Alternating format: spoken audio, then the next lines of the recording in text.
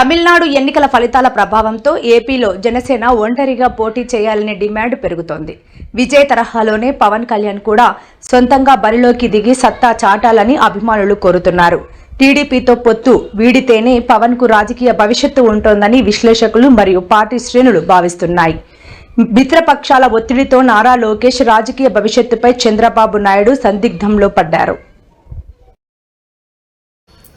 ఇటీవల తమిళనాడులో జరిగిన సాధారణ ఎన్నికల ఫలితాల నేపథ్యంలో అక్కడ జరిగిన రాజకీయ పరిణామాలు ఆంధ్రప్రదేశ్పై పెను ప్రభావం చూపే అవకాశాలు ప్రబలంగా కనిపిస్తున్నాయన్నలో సందేహం కూడా లేదు. ప్రత్యేకించి సినీ స్టార్గా ఎదిగిన విజయ్ తలపతి 2 సంవత్సరాలలోనే పార్టీ స్థాపించడమే కాకుండా ఆ పార్టీని విజయ తీరాలపై చేర్చడం అనేది కూడా ఒక ఇండియాలోనే ఒక సెన్సేషన్గా మారింది. ప్రత్యేకించి భారత రాజ్యాంగ నిర్మాత డాక్టర్ బిఆర్ అంబేద్కర్ స్ఫూర్తితో స్థాపించిన ఈ పార్టీ ఈ నేపథ్యంలోనే ఏమాత్రం మతతత్వ మచ్చ అంటకుండా ఆ పార్టీని అధికారంలోకి తేవడంలో కూడా విజయ తలపతి అయితే విజయం సాధించడం జరిగింది.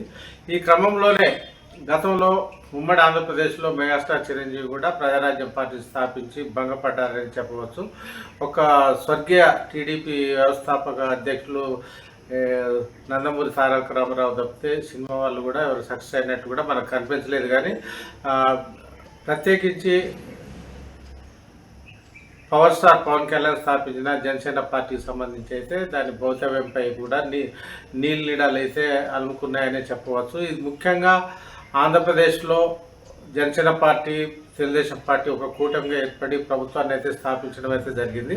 కానీ విజయ్ దళపతి 2 నెలల్లోనే పార్టీని స్థాపించి అధికారంలోకి తేవడమే కాకుండా నేరుగా ముఖ్యమంత్రి అయినప్పుడు ఆంధ్రప్రదేశ్లో జనసేన పార్టీ అధినేత పవన్ కళ్యాణ్ ఎందుకు ఒంటరిగా పోటీ చేసి అధికారంలోకి రాలేకపోతున్నారు అనే మీమాంస అయితే ఇప్పుడు మొదలైంది. దీనికి సంబంధించి అయితే తెలుగుదేశం పార్టీతో అడ్డగాగుతూ తన పబ్బం గడుపుకుంటున్నారు అనే పద్ధతిలో రాజకీయ విమర్శలు అయితే పెద్ద ఎత్తున విమర్శకుల నుంచి అయితే వస్తున్నాయి. దీంతో ఎటు తేల్చుకోలేని పరిస్థితిలో పవన్ కళ్యాణ్ కూడా ఉన్నట్టు కూడా ఇటు టాలీవుడ్ కానీ అటు పొలిటికల్ వర్గాలు కూడా అంటున్నాయి. మరోవైపు ఆయన అనారోగ్యంతో ఇంట్లో ఉన్న క్రమంలోనే తాజాగా ఈ విమర్శలకు కూడా పెద్ద ఎత్తున బలం చేకూరుతున్న పరిస్థితిని అయితే మనం చూస్తున్నాం. అయితే 175 సీట్లున్న ఆంధ్రప్రదేశ్ అసెంబ్లీలో కేవలం 21 సీట్లకే పోటీ చేయడం అనేది కూడా ఇప్పుడు హాట్ టాపిక్గా మారింది. దీంతో పవన్ కళ్యాణ్ సామాజిక వర్గం కావచ్చు, ఇటు భోజన సంపన్న వర్ణాలు కావచ్చు, పవన్ కళ్యాణ్ సమీప భవిష్యత్తులో ఇచ్చే వివరణపై సంతృప్తి చెందుతారా లేదా అనేది కూడా ఇప్పుడు ఒక సందేహాస్పదంగా మారింది. గతంలో ప్రశ్నించడానికి జనసేన పార్టీని స్థాపించినట్టు ప్రకటించిన పవన్ కళ్యాణ్ మాత్రం ఇప్పుడు ప్రశ్నించడమే మానివేశారనే విమర్శలను ఎదుర్కొంటున్నారు.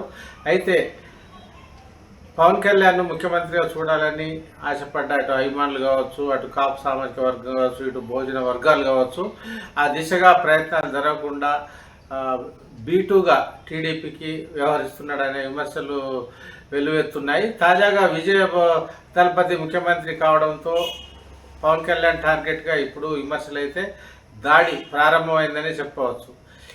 ఈ పరిణామాల నేపథ్యంలో మనం గమనించాల్సిన విషయం ఏమిటంటే గతంలో అనేక వివాదాల నేపథ్యంలో తెలుగుదేశం పార్టీకి ఇప్పట్లో అధికారం రావడం కల అనే అనుమానాల క్రమంలోనే అనూహ్యమైన రీతిలో తెలుగుదేశం పార్టీ జనసేన పార్టీతో పొత్తు పెట్టుకోవడం అయితే జరిగింది.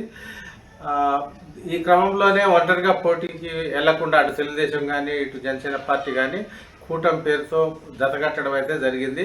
దీంతో ముఖ్యమంత్రిగా ఉన్న నారా చంద్రబాబు నాయుడు కూడా పనిలో పనిగా ఇప్పటికే 75 ఏళ్ళు పైబడిన వయసు క్రమంలోనే ఆయన దిద్దుబాటు చర్యలకైతే దిగారు. తదుపరి రాజకీయ వ్యూహాలకు సంబంధించి అప్పుడే పదును పెట్టారు కూడా. తన కుమారుడు రాష్ట్ర విద్యాశాఖ మంత్రి నారా లోకేష్ను భావి భారత ఆశాజ్యోతిగా ముఖ్యంగా నవాంధ్రప్రదేశ్కి కావచ్చు, ఇటు తెలుగుదేశం పార్టీకి కావచ్చు తీర్చిదిద్దేందుకు ఆయన చాపకంది నీటిలా కృషి చేస్తూ పాటుపడుతున్నారని చెప్పవచ్చు. ఇటీవల తెలుగుదేశం పార్టీకి వర్కింగ్ ప్రెసిడెంట్గా నారా లోకేష్ను నియమించడంతోనే చంద్రబాబు నాయుడు ముందు చూపుతో వ్యవహరించారని చెప్పవచ్చు. వయసు మీద పడుతున్న నేపథ్యంలో ముఖ్యమంత్రి పీఠాన్ని కూడా నారా లోకేష్కు అప్పగించినా కూడా ఆశ్చర్యపడాల్సిన పని లేదు అని రాజకీయ పరిశీలకులు అయితే అంటున్నారు. అయితే ఇక్కడ మనం గమనించాల్సిన విషయం ఏంటంటే చంద్రబాబు నాయుడు నాయకత్వాన్ని అంగీకరించి కూటమిలో చేరడమే కాకుండా క్రియాశీలకంగా వ్యవహరించిన పవన్ కళ్యాణ్ నారా లోకేష్ పెత్తనాన్ని భవిష్యత్తులో ప్రశ్నించే అవకాశం అయితే లేకపోలేదు. దీంతో బలమైన సామాజిక వర్గానికి చెందిన పవన్ కళ్యాణ్ విషయంలో ఆచితూచి వ్యవహరించే పనిలో చంద్రబాబు నాయుడు అయితే పడ్డారు. ఇటు సంవత్సరాలు గడుస్తున్న కొద్దీ మళ్ళీ సాధారణ ఎన్నికలు 2029లో కూడా రానున్నాయి. ఈ లోపుగానే అసలు నారా లోకేష్ భవితవ్యం ఏంటి, అదేవిధంగా జనసేన పార్టీ అధినేత పవన్ కళ్యాణ్ భవితవ్యం ఏంటి అనేది తేల్చే పనిలో కూడా చంద్రబాబు నాయుడు డైలమాలో కొట్టుమిట్టాడుతున్నట్టుగా తెలుస్తోంది. ఒకవైపు ఒంటరిగా పోటీ చేసి గెలిచే పరిస్థితి మాత్రం ఆంధ్రప్రదేశ్లో తెలుగుదేశం పార్టీకి లేదు అనేది మాత్రం నిర్వివాదం అనేది చెప్పవచ్చు.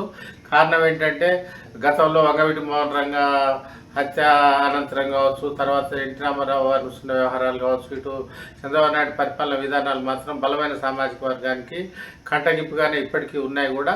అయితే జనసేన రూపంలో మాత్రం టీడీపీకి జనసేన పార్టీకి దగ్గరవుతున్నట్టుగా అనిపిస్తున్నప్పటికీ తమిళనాడు ఫలితాలు మాత్రం ఇటు కూటమిలో ముఖ్యంగా చంద్రబాబు పవన్ కళ్యాణ్ భవితవ్యం మీద చిచ్చు పెట్టాయని చెప్పవచ్చు.